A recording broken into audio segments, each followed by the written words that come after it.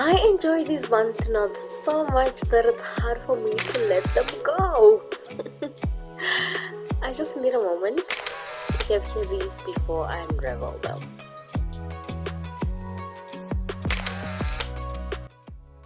Now that that's out of the way, let's get into it.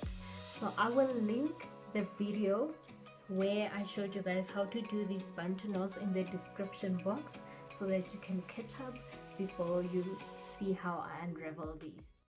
Hey fam, welcome back to my channel. My name is Obakeng, also known as HairImperial, and today I'll be showing you how I unravel these Bantu knots.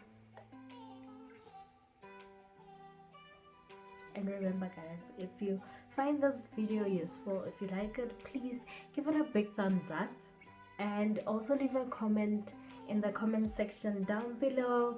Let me know what you think, and also share this video. Let's get into it. It's time to unravel the knots. For this you will need a light oil. So I'm using Earthy hair oil. Apply this to your hands and rub it in between your palms. This is to minimize frizz while taking down the knots. Throughout the video, you'll see me rubbing my hands. Just know that I have just reapplied oil. To undo the Bantu knots, gently unravel the knots by twisting them in the opposite direction that the knots were twisted. So if you had coiled your knots in the clockwise direction, then you would undo them by just twisting them in the anti-clockwise direction and gently pull down.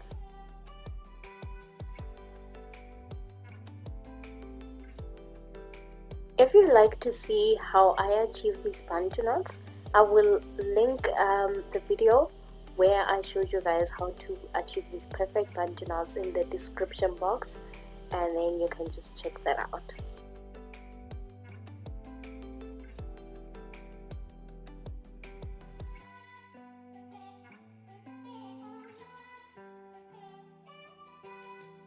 Once you've taken down the Bantu knots, then it's time to unravel the twists. I like following these steps, so I first start by taking down all the knots, and then from there I unravel the twists. So you can do this as you prefer. So you can start by take down one knot and then unravel that twist and then move on to another knot. So it's solely up to you. Yeah, there's no particular reason why I'm doing it in this way.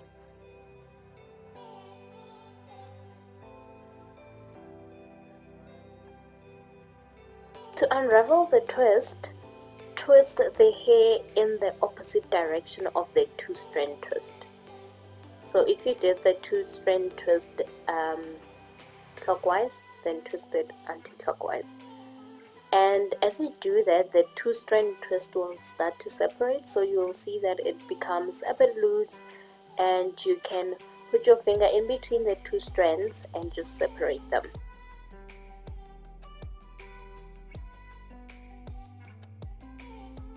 To get the best Bantu knot out, you need to minimize frizz. So don't forget to reapply that oil on your hands.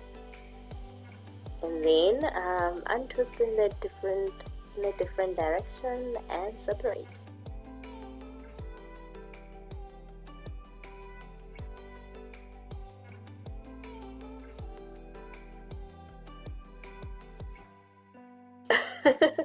I can't stop playing with these curls. I just love them. Look at that. Let go and then it just pops right back up. Time to get more curls in there. So let's separate these curls.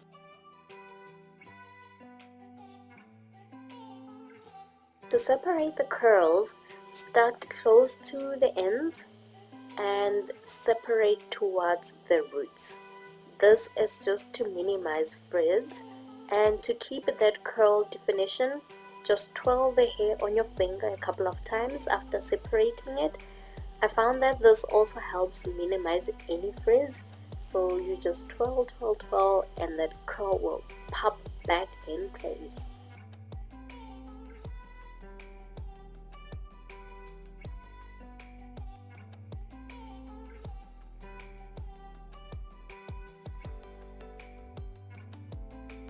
You'll notice that as you're separating the hair, there are some strands that sort of stick together, and yeah, just go along with that. So listen to your hair. So when you see that certain strands wanna stick together, just let them be and separate it in that manner. This will give you minimal frizz.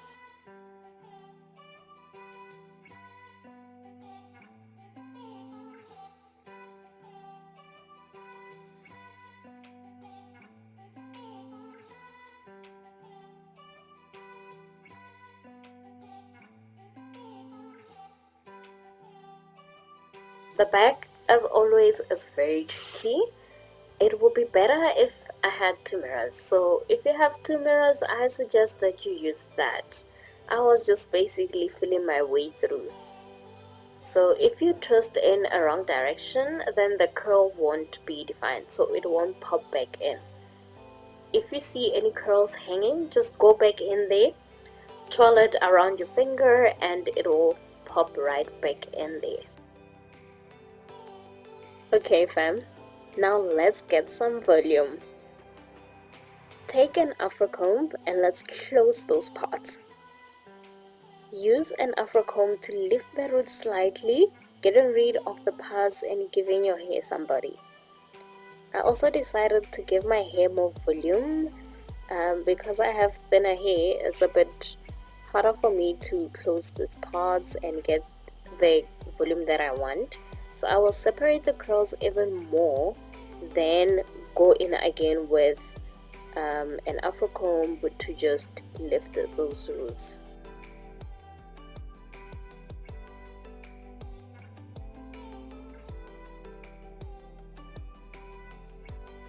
I decided to get in there with a teasing comb. It works way much faster. So if you have a teasing comb, either this one, or what would work better is if you have that 3-prong one. So it looks like a tail comb, but it has those 3 little prongs. I think that will be like super easy if I was using that. I will continue to separate the curls that I feel that are a bit larger than others. This is just for me to get more volume and get more curls on my head. So yeah, as you can see, this teasing comb is working way better. But remember, when you're separating, focus more on the roots and don't touch the curls, so that you don't ruin that curl definition. If you have thicker hair than I do, then this process might be a bit easier for you. You won't struggle that much to get those curls and just close up those parts. There's still some gaps to close, so I'll go in with a teasing comb, and also don't be afraid to use your fingers. So just pinch the roots with your fingers or between your fingertips. So I'm gonna go in there with a teasing comb and then use the curls as well to get some volume. So just fluff the curls a little bit. Keep on teasing and fluffing until you are happy with the results. I was happy with this, a fair amount of gaps closed, and I like the volume as well. If you like laying your edges, then go on honey and slick those. And that's it from heatless curls to do at home. Please remember to subscribe to my channel. See you in the next video.